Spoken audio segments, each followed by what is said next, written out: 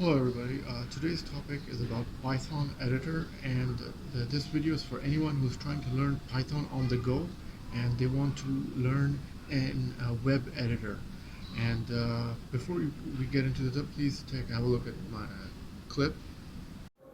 Have you looked at my website? The link is given inside the video's description box. So, the BBC Corporation has released a new web-based Python editor.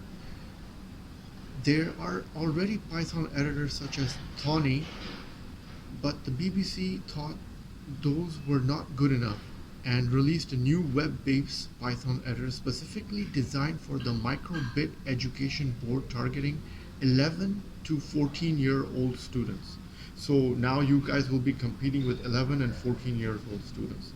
So it's going to get more competitive because whoever can access the internet, they don't need to install a compiler. They can just go start using Python editor on the web.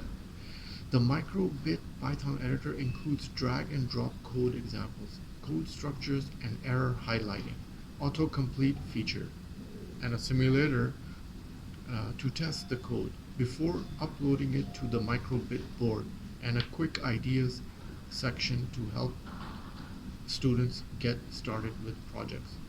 Now that is that's everything. That's a full IDE if you ask me. The BBC Microbit Python editor works with both the Microbit v1 and v2, but note the simulator shows Microbit v2.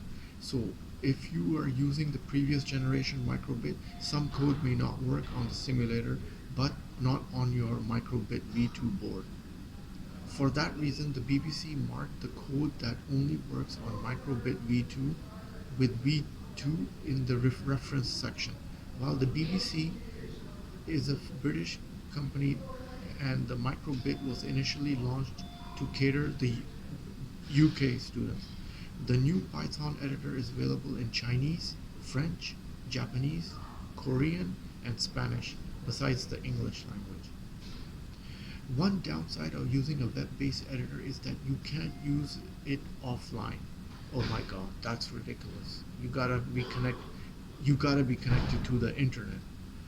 So you need an internet connection and a web browser. One advantage is that you can save your work in the work and restart it from any computer, provided that you've taken your BBC Microbit board with you.